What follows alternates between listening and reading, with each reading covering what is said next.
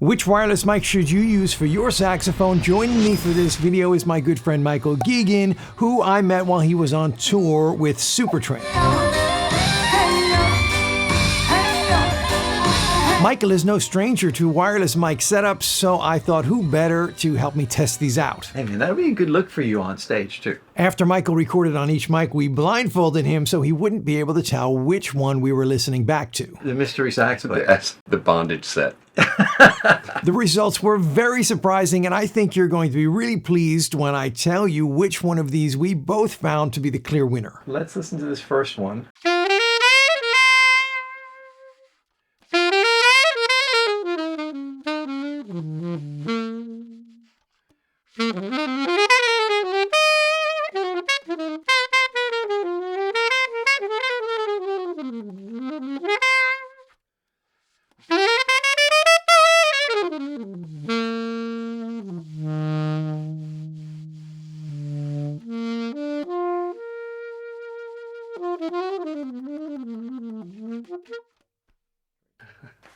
Okay, how's that sound? Ridiculous.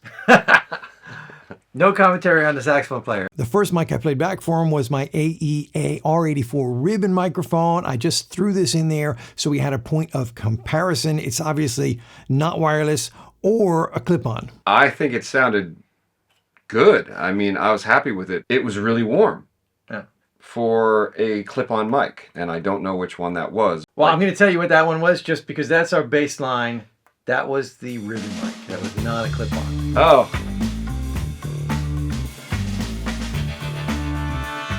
Now the following mics are all wireless and clip-ons. Keep in mind there's no EQing, there are no effects added. What you're hearing is the dry signal going through my Universal Audio Apollo Twin. I did have to adjust the gain here and there so that the levels would be fairly equal. And Michael is playing the BetterSax EAS 112 alto saxophone with the BetterSax burn-in mouthpiece in a 7-tip opening. After playing this thing, I would 100% take this on tour with me. It sounded perfect. It's a really technically beautiful instrument. No.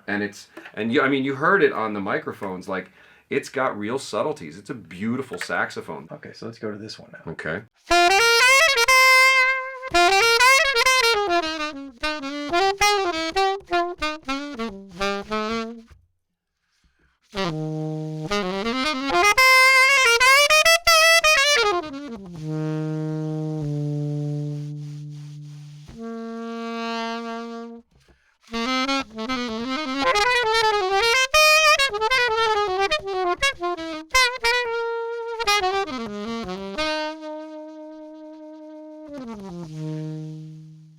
This mic is the Cloud Vocal Prime. It sells for about $650 US. I know Michael has been using this exact one for a lot of his smaller gigs where he provides his own sound and he just wants something convenient and practical. A couple things jump right out at me. One is unavoidable key noise. I hear a lot of that. I hear this low rumble. And I hear a bit on the complete opposite end of the spectrum. I hear a little bit of hiss. I don't know what mic was that. I'm going to tell you that at the end. And once you've heard all of them, otherwise you'll know. The other thing I heard was like the saturation of the sound, like almost like a heavy compression of the sound. I was a bit disappointed with the quality of the sound in the Cloud Vocal Prime mic. I was hoping there would be a bit more of an improvement in sound compared to the first generation of this microphone that I reviewed a few years ago. The Cloud Vocal setup does include a variety of features like onboard effects and the ability to mix in other inputs, but the sound quality itself is not meeting my expectations. The other downside to the Cloud Vocal microphone is that while the mic itself is powered by a rechargeable lithium-ion battery, the receiver has to be plugged into the wall for power, and that's a bit of an inconvenience if you're not going to be using the onboard effects. All right, let's go to the next one.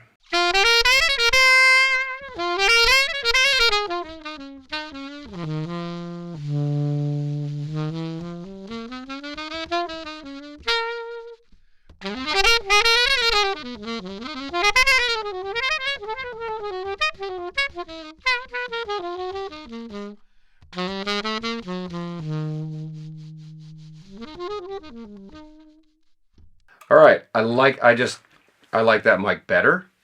I still hear a few things like you hear the compression on it. Key click didn't even bother me on that one. I got more of a feeling of a natural saxophone sound out of that one.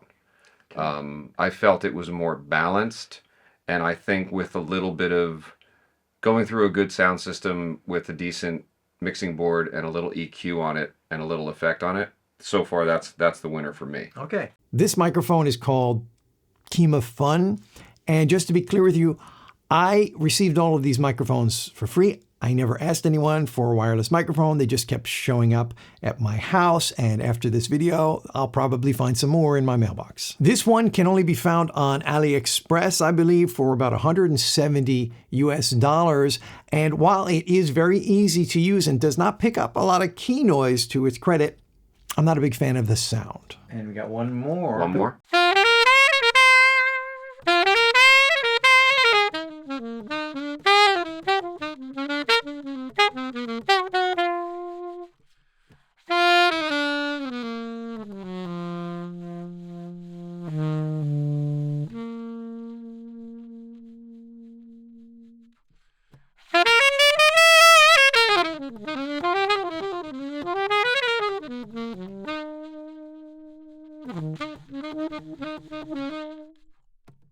Well, that's my favorite. Yeah, that's my favorite out of the group too. I thought it was the most balanced from the top to the bottom. This one has really surprised me with how good it actually sounds and its overall design. Am I still wearing these? No, you can take them. I can take it off now. Amazing.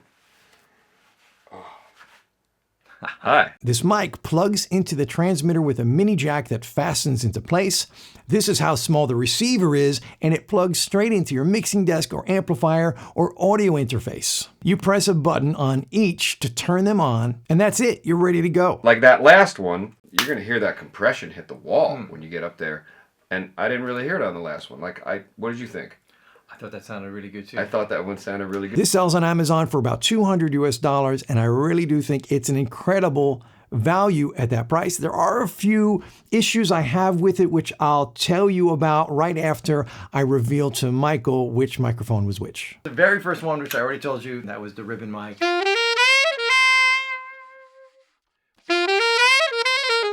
The second one was the cloud vocal, the one that you play normally. Oh yeah, the your one least favorite. Okay. Oh man. Your least favorite was the mic that you use on a I'm coming back. I do. I mean, I use this thing all the time on gigs. I did bring it out to an arena on tour, and I did a walk around and had my front of house guy. He was just like, I think the wireless on this is really good. Yeah, and I agree with that. In my experience, the wireless is fantastic. But I've always felt like the sound quality is not there. That's what the blindfold is all about. Okay. Okay? Fair this enough. Is honest. Yeah. Next Next one, the one that you liked more, is okay. the Kimafun. Oh, or whatever it is. Kimafun. And this was super easy. We took it out of the box, had no idea. Yeah. Charged it up for 15 minutes. Yeah. Threw it on a sax and recorded it. Now, the next one was this one that we're super excited about. This, what is it? New X.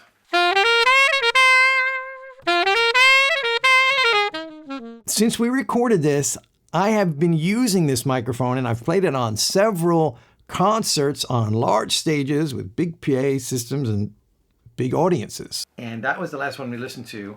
Yeah. And that was your favorite, if I remember correctly. This thing's killing. I've been pretty satisfied with the quality of the sound of this mic, and I have to say the wireless has been impeccable. There hasn't been a single issue with the signal dropping or any interference whatsoever. The whole thing comes in this little package, which has a USB-C charging port and battery indicator on it. Yes, you can charge the batteries of both the transmitter and the receiver inside the case, and the batteries last a very long time. I know this because of a serious design flaw I came across. You see, I thought this worked like an AirPods case, where you put your device inside and the case itself automatically starts charging. I found out the hard way that you actually have to press this button to get the charging inside the case to start. So on my last song of like the 5th concert in a row, the microphone died while I was in the middle of a solo. At the time, I just thought the monitor stopped working. The case should definitely start charging as soon as you put the receiver and the transmitter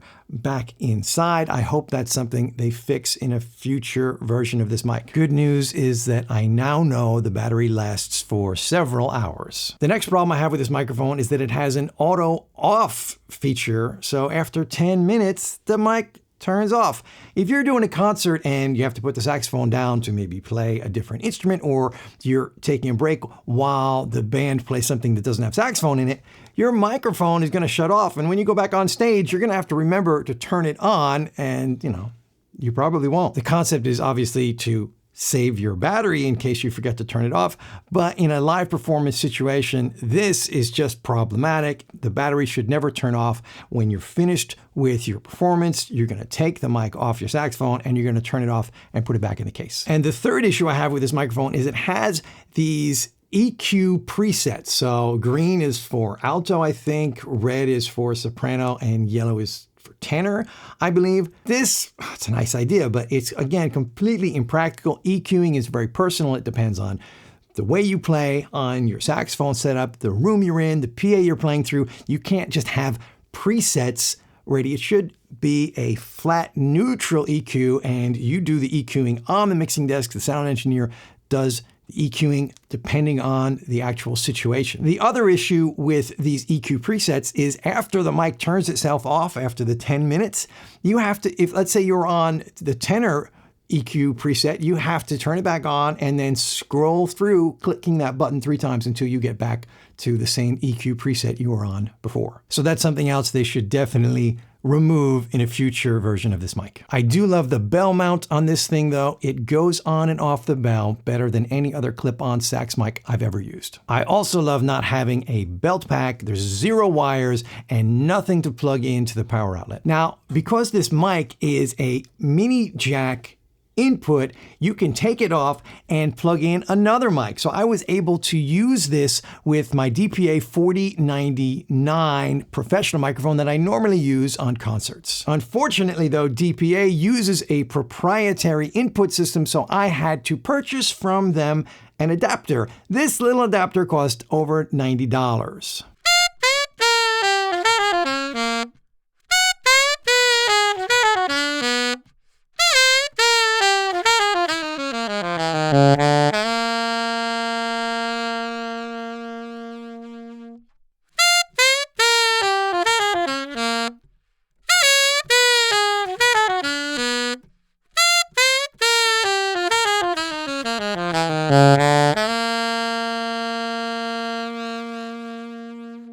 For me, the sound is better with the DPA mic on there, but that upgrade is going to cost you over $700 extra. Not going to be worth it for most people, but if you already have a DPA, you can just spend $90 getting that adapter and you're good to go. Now, once you've got your wireless mic set up, whatever that is, you're going to want to know how to use your freedom of movement to better communicate with your audience. You're going to want to watch this video next to learn about how to play the saxophone in a pop music setting.